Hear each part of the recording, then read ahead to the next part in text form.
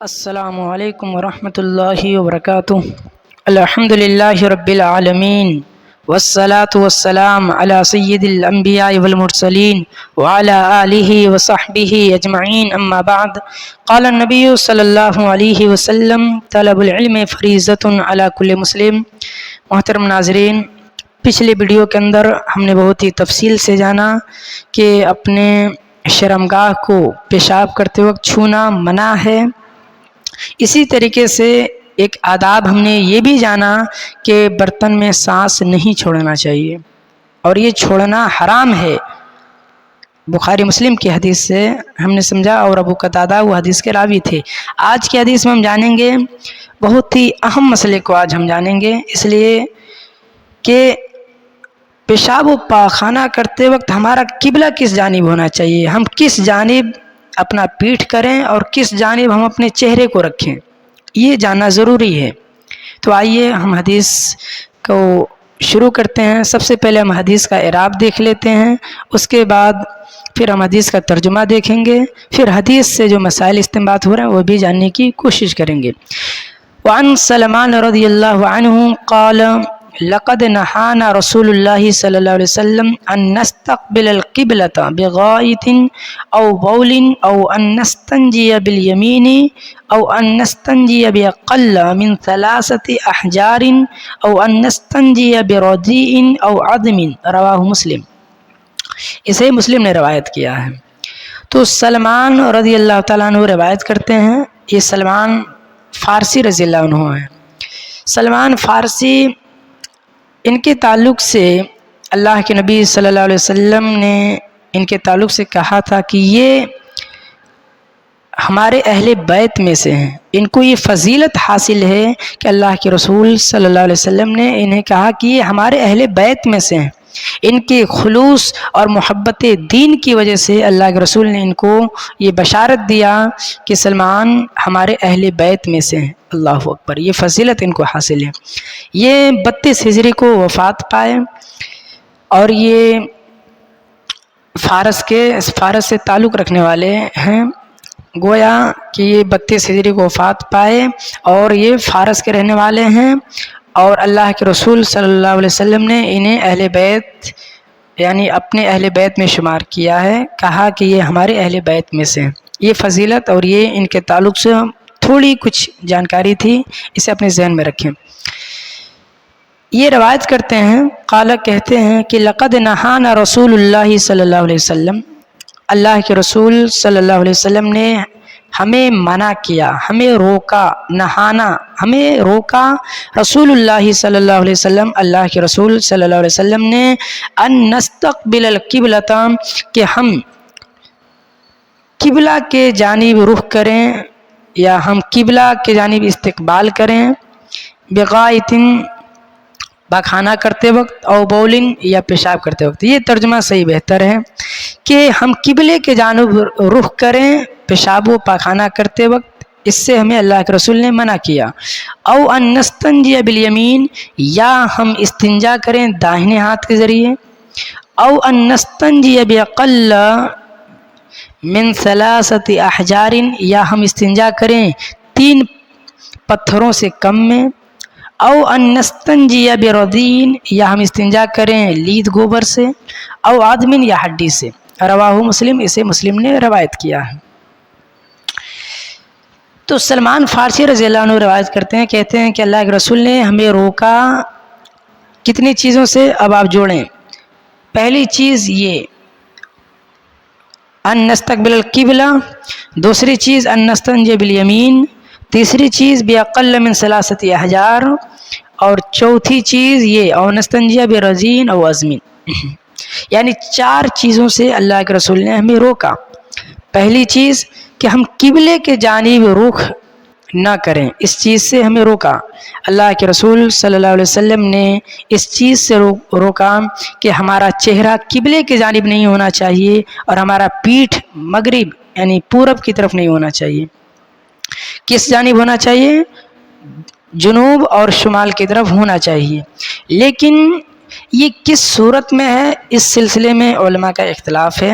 دیکھیے، اگر آپ صحرا کے اندر ہیں، یعنی آپ باہر ہیں، گھر کے اندر نہیں ہیں، باہر کہیں پر آپ گئے ہیں اور باہر کوئی میدان وغیرہ ہے، اس جگہ جہاں پر آپ پیشاب و پخانہ کرنے کے لیے بیٹھے ہیں تو اس جگہ آپ کو اس بات کا خیال رکھنا ہوگا کہ آپ کا چہرہ قبلے کے جانب نہیں ہونا چاہیے، یا اسی طریقے سے پیٹھ بھی قبلے پورب کی طرف نہیں ہونا چاہیے، تو یعنی کہ قبلہ کے جانب اور پھر پورب کی جانب ہمارا چہرہ یا پیٹھ نہیں ہونا چاہیے۔ کس جانب ہونا چاہیے؟ جنوب کی جانب یا شمال کی جانب؟ تو دکن یا اتر کی طرف ہمارا چہرہ یا قبلہ ہو، یہ بتانا مقصود ہے۔ تو سلمان فارسی کہتے ہیں اللہ کے رسول نے ہمیں منع کیا کہ ہم اپنے چہرے کو قبلہ کی جانب کریں پیشاب و پخانہ کرتے وقت، یہ پہلی چیز سے منع کیا کہ ہمارا چہرہ قبلے کی جانب نہ ہو۔ دوسری چیز، ہمیں 3 پتھروں سے کم میں استنجا کرنے سے منع کیا۔ جیسے کوئی شخص پیشاب کرنے کے لیے جا رہا ہے، اس نے ڈھیلا کو اٹھایا، 2 ڈھیلا اٹھایا مان لیجئے، تو اب 2 ڈھیلے سے اگر صاف کر رہا ہے پھر بھی کہا جائے گا کہ یہ ادھورا ہے، یہ صاف نہیں ہوا۔ دیکھیے ایک بات یاد رکھیں کہ جب بھی اس شریعت ہمیں ایک حد بتا دے کہ اتنے میں کرنا ہے تو وہ چیز اتنا ہی ہونا چاہیے۔ مثال کے طور پہ شریعت نے ہمیں کہہ دیا کہ اگر کتا برتن میں منہ ڈال دے تو اسے 7 مرتبہ دھونا ہے، تو اب اسے 7 مرتبہ ہی دھولا جائے گا، 6 مرتبہ بھی نہیں دھولا جائے گا۔ اسی طریقے سے اسلام نے ہمیں یہ بتایا کہ 3 سے کم میں ڈھیلا نہیں ہونا چاہیے، تو 3 سے کم میں ڈھیلا استعمال نہیں کیا جائے گا۔ یہ 3 سے کم میں استنجا کے لیے ڈھیلا استعمال کرنا یہ ناجائز ہے۔ اگر کوئی شخص استنجا کے لیے 3 ڈھیلے سے کم استعمال کر رہا ہے تو وہ گویا کہ وہ اسلام کے طریقے کو فالو نہیں کر رہا اور یہ صحیح طریقہ نہیں اپنا رہا، بلکہ صحیح طریقہ یہ ہے کہ 3 ڈھیلا کم سے کم ہونا چاہیے، 3 ڈھیلے سے کم میں جائز نہیں، سیدھا یہ کہہ سکتے ہیں آپ۔ تو یہ دوسرا مسئلہ ثابت ہوا کہ 3 ڈھیلے سے کم میں استنجا کرنے کی ممانعت ہے۔ اور چوتھی بات او نستنجی برجین، یا ہم استنجا کریں برجین، لید گوبر سے یا ہڈی سے۔ لید گوبر سے بھی استنجا کرنے کی ممانعت ہے کہ لید گوبر وغیرہ سے استنجا کوئی شخص نہ کرے، یا ہڈی سے۔ ہڈی سے منع کرنے کی وجہ یہ ہے کہ ہڈی جنوں کے کھانے پینے کی چیز ہے، تو بہرحال اس سے منع کر دیا گیا کہ یہ ان کا کھانا پینا ہے، لہذا ہڈی وغیرہ سے بھی کوئی شخص نہ پیشاب کرے، اسے کوئی اپنے پیشاب کو صاف نہ کرے۔ تو 4 چیزوں سے اسلام نے ہمیں روکا، اللہ کے رسول نے منع کیا۔ ایک تو قبلے کے جانب اپنا رخ کرنے سے، دوسرا کہ داہنے ہاتھ سے پیشاب کرنے سے، اور تیسرا 3 سے کم ڈھیلے کو استعمال کرنے سے، اور چوتھا لید گوبر یا ہڈی سے استنجا کرنے سے۔ تو یہ 4 چیزوں کی ممانعت ہے، تو اس چیز کا خیال رکھنا ضروری ہے۔ پیشاب پخانہ کرتے وقت ان باتوں کا خیال رکھنا ضروری ہے کہ ہمارا چہرہ قبلے کے جانب نہیں ہونا چاہیے، یا ہم داہنے ہاتھ سے استنجا نہ کریں، یا پھر 3 ڈھیلے سے کم اگر پانی نہیں ہے تو 3 ڈھیلے سے کم لے کر نہ بیٹھیں۔ ابھی آگے حدیث آئے گی کہ وہ 2 ڈھیلے لائے، ایک گوبر لید تھا تو لید کو پھینک دیے، پھر ایک اور لائے ہوں گے، لیکن ذکر نہیں ہے، لیکن لائے ہوں گے، ایسا نہیں کہ نہیں لائے ہوں گے۔ تو یہاں پر یہ بات رکھیں کہ 3 ڈھیلے سے کم میں استنجا جائز نہیں ہے۔ چوتھی بات یہ کہ ہڈی یا لید گوبر سے استنجا کو صاف کرنا، عضو تناسل کو صاف کرنا، یہ صحیح نہیں ہے، جائز نہیں ہے۔ اگلے اسی کے آگے دیکھیے ولی سبعہ کے اندر روایت ہے، یعنی 7 روایت کرتے ہیں۔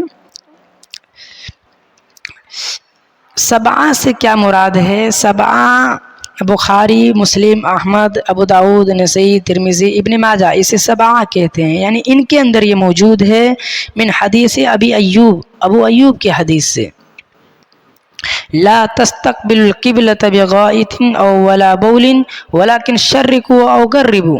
دیکھیے اس حدیث کو جاننا ضروری ہے. بہت سارے لوگ اس حدیث سے غلط مفہوم لیتے ہیں. کیا کہا کہ لا تستقبل القبلہ، کہ ابو ایوب رضی اللہ تعالیٰ حدیث کے راوی ہیں. ابو ایوب کے تعلق سے کچھ باتیں جان لیجئے. ان کا اصل نام خالد بن زید ہے. یہ بڑے صحابہ میں شمار کیے جاتے ہیں اور یہ بدر میں بھی شریک رہے اور یہ شہید ہو گئے. جو روم سے جب جنگ ہو رہی تھی تو اس میں شہید ہو گئے. 50 ہجری میں ان کی وفات ہوئی.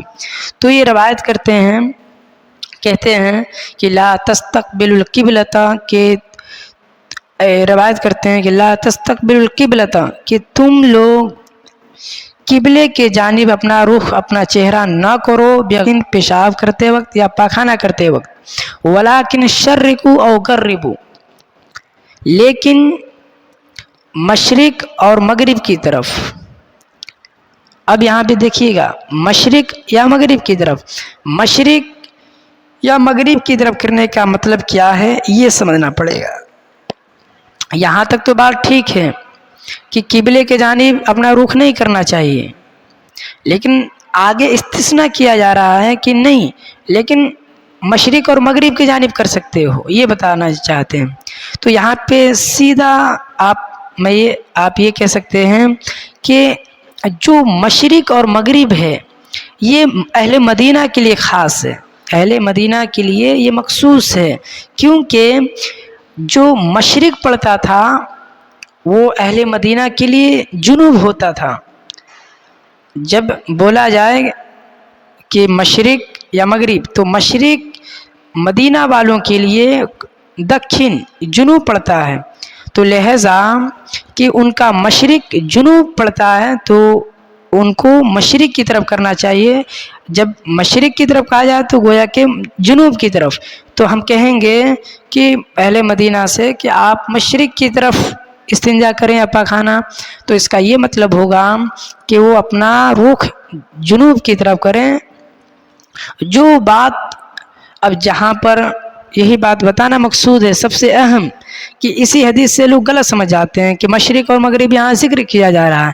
دیکھیے مشرق سے مراد پہلی بات تو یہ کہ یہ اہل مدینہ کے لیے خاص ہے، اہل مدینہ کے لیے یہ خاص ہے. اہل مدینہ کا مشرق جنوب کی طرف پڑتا ہے. تو یہ کہنا کہ مشرق پچھم کی طرف یہ غلط ہے. ان کا مشرق جنوب کی طرف پڑتا ہے، لہذا وہ پیشاب و پاخانہ کریں گے مشرق کی طرف، ٹھیک. اور ان کا جو پیٹھ ہوگا وہ مغرب کی طرف ہوگا، یعنی شمال کی طرف. تو یہ بات ذہن میں رکھیں کہ بہت سارے لوگ اس سے غلط مفہوم لیتے ہیں، ایسا نہیں ہونا چاہیے.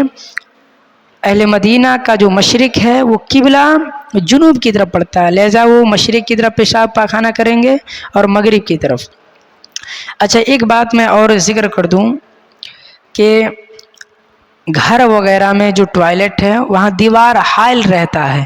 تو دیکھیے علماء کرام نے ایک صورت یہ بتایا ہے کہ گھر میں کوئی قبلہ کی شرط نہیں ہے کہ آپ کا چہرہ قبلہ کی جانب نہیں ہونا چاہیے، جنوب کی طرف ہی ہونا چاہیے، دکن کی طرف، شمال کی طرف ہونا چاہیے. یہ کوئی قید نہیں ہے گھر کے صورت میں. ایسی جگہ جہاں پر کوئی دیوار وغیرہ حائل ہو تو وہاں کے لیے یہ قید نہیں ہے کہ ان کا چہرہ قبلہ کے جانب ہی ہونا چاہیے، ان کا چہرہ قبلہ کی جانب نہیں ہونا چاہیے، بلکہ بہتر تو یہی ہے کہ ان کا چہرہ قبلے کی جانب نہیں ہونا چاہیے، جنوب یا شمال کی طرف ہو. لیکن یہ قید لگا دینا کہ جنوب کی طرف ہی ہونا چاہیے یہ غلط ہے، کیونکہ وہ ایک دیوار سے حائل ہے، لہذا ان کا چہرہ اگر قبلے کی جانب بھی ہے تو کوئی حرج نہیں ہے، کوئی گناہ نہیں ہے. یہ بات سمجھ جائیں. تو اس حدیث کو امید کرتا ہوں کہ آپ سمجھ گئے ہوں گے. اگر کوئی بات سمجھ نہ آئے تو آپ ہمیں کہہ سکتے ہیں. پہلے حدیث کے اندر سلمان فارسی روایت کرتے ہیں، کہتے ہیں کہ اللہ کے رسول نے ہمیں منع کیا کہ ہم اپنے چہرے کو قبلے کی جانب کریں پیشاب و پخانہ کرتے وقت، یا ہم دائیں ہاتھ سے استنجا کریں، یا ہم 3 ڈھیلے سے کم میں استنجا کریں، یا ہم لید گوبر یا ہڈی سے استنجا کریں، اس چیز سے منع کیا۔ اور پھر سبعہ کے اندر جو ہے وہ ابو ایوب سے کے حدیث سے ہے کہ قبلے کے جانب مطلب کہ اپنا چہرہ نہیں کریں، پیشاب و پخانہ کرتے وقت مشرق اور مغرب کی طرف کریں۔ تو مشرق مغرب یہ حدیث صرف اہل مدینہ کے لیے خاص ہے، کیونکہ اہل مدینہ کے لیے جو مشرق پڑتا ہے وہ جنوب کی طرف پڑتا ہے، لہذا یہ اہل مدینہ کے لیے خاص ہے۔ لہذا اب کوئی یہ نہ سمجھے کہ ہمیں بھی جیسے ہندوستان ہے تو اب کوئی یہ نہ سمجھے کہ ہمارا قبلہ اب ہم بھی مشرق مغرب کی طرف کریں گے، بلکہ مشرق مغرب کی طرف یہ صرف اہل مدینہ کے لیے خاص ہے، کیونکہ مشرق جنوب کی طرف پڑتا ہے ان کا۔ ہمارے لیے یہی ہے کہ ہم اگر صحرا میں ہوں تو ہم جنوب کی طرف کریں اپنا چہرہ اور شمال کی طرف پیٹھ کو کریں۔ تو پہلی حدیث کے اندر 4 مسائل ثابت ہوئے، اور اس حدیث کے اندر جو بات ثابت ہوئی کہ ہمارا چہرہ قبلے کے جانب نہیں ہونا چاہیے بلکہ جنوب یا شمال کی طرف ہونا چاہیے۔ اللہ تعالیٰ سے دعا ہے کہ اللہ تعالیٰ ہمیں کہنے اور سننے سے زیادہ عمل کرنے توفیق عطا فرمائے۔ آمین۔ والسلام علیکم ورحمۃ اللہ وبرکاتہ۔